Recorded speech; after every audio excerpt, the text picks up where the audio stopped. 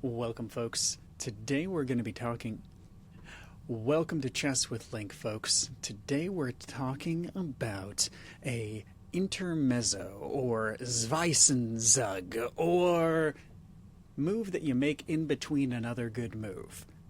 You see, the idea here is that you are setting up an attack, or your opponent has just made a mistake. But before you actually go for the attack, can you gain any more material? Can you make your position even stronger, even though you have an obvious move? We're going to take a look at 3 examples today at varying levels of difficulty. This first one shows our opponent has just moved their knight to b6. Now, that gives them pressure on our rook, and it also gives them a discovery attack on our queen.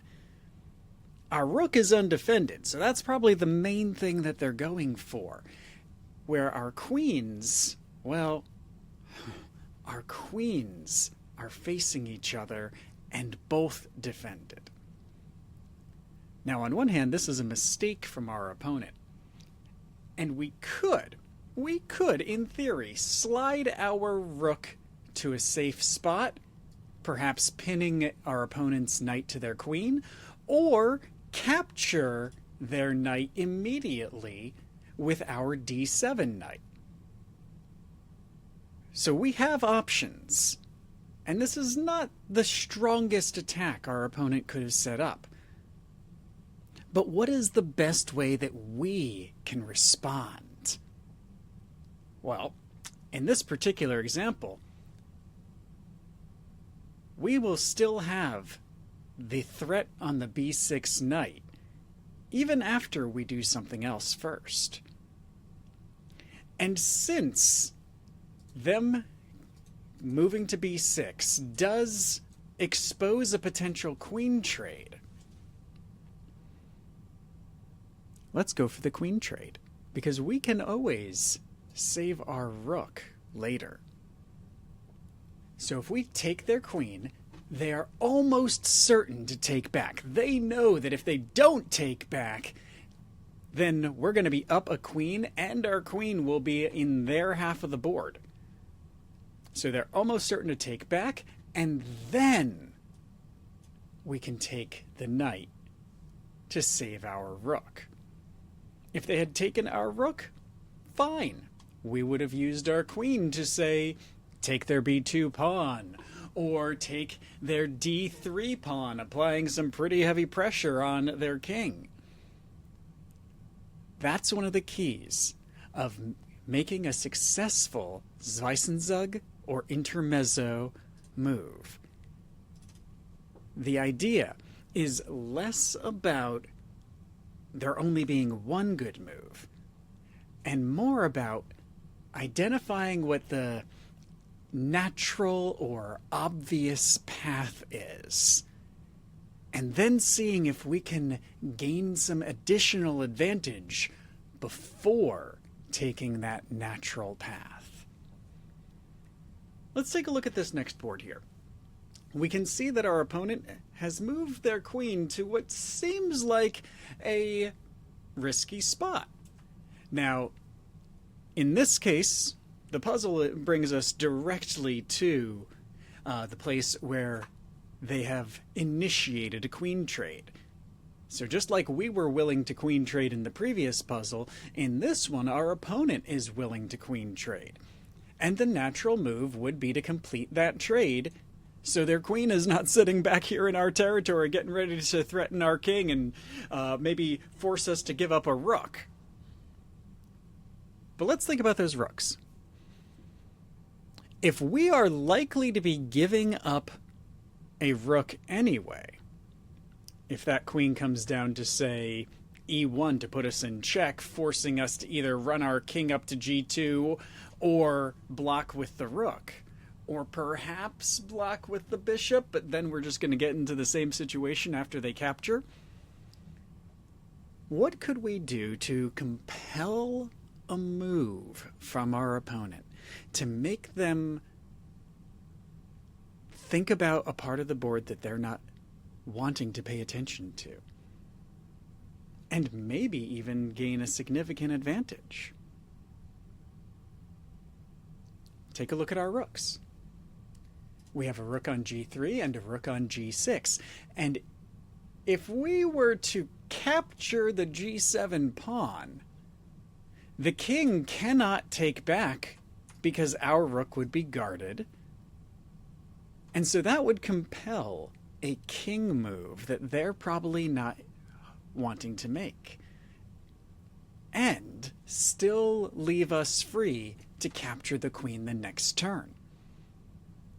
So by capturing the g7 pawn, forcing our opponent to move, and then using the bishop to take the queen at a2, we get into a situation where, well, we don't have a guaranteed checkmate in, 3 or 4 turns.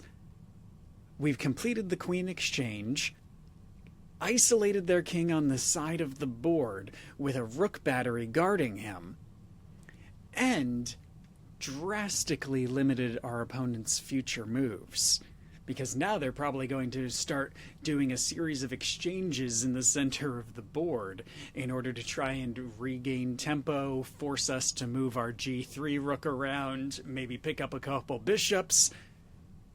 But not only has the queen trade occurred, but we have got some solid initiative. And remember that at least one of their rooks now needs to stay back at home, especially if their knight moves.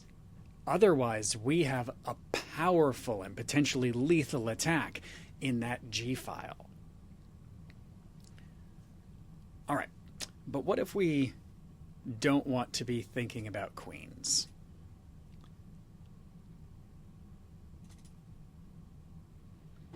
Let's take it to a puzzle that seems to have slightly lower stakes. We've just lost our a7 pawn. Our opponent knew that they had to capture that pawn because in one more step we would have promoted.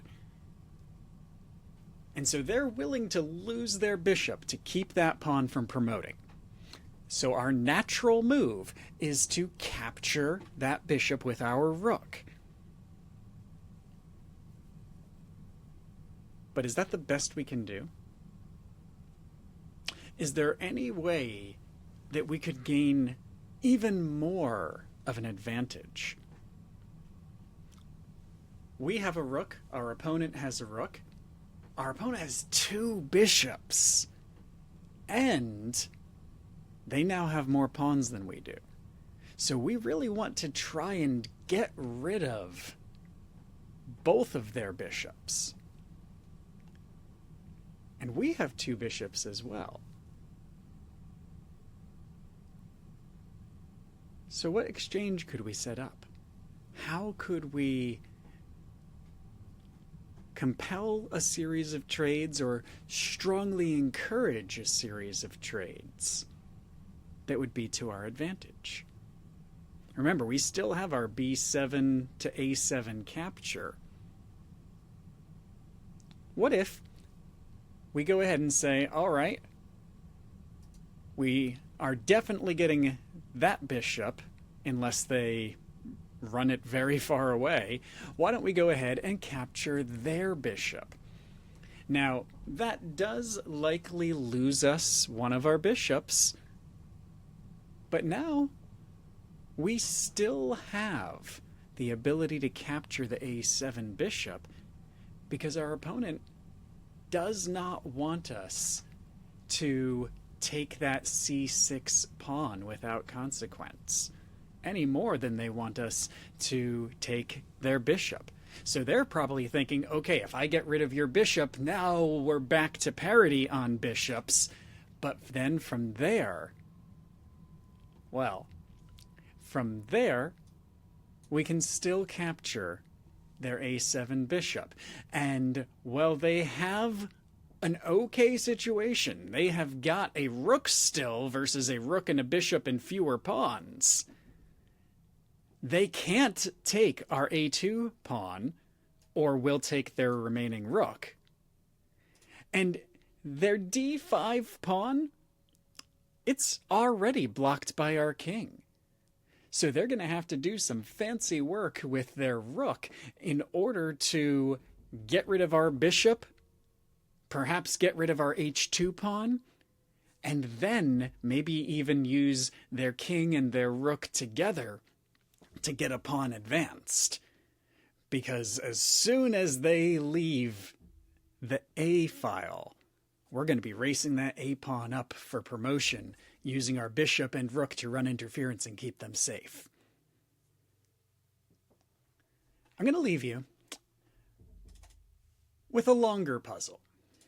Now, I love this puzzle because it involves queens and rooks and open files. And I'd like you to consider, as we say our farewells for this particular video, how could you gain a significant material advantage and also really compel your opponents to waste their turns, making some moves that are not to their long-term benefit? The clue I'll give you is that if you check your opponent repeatedly for this particular puzzle, then you will be able to capture multiple pieces.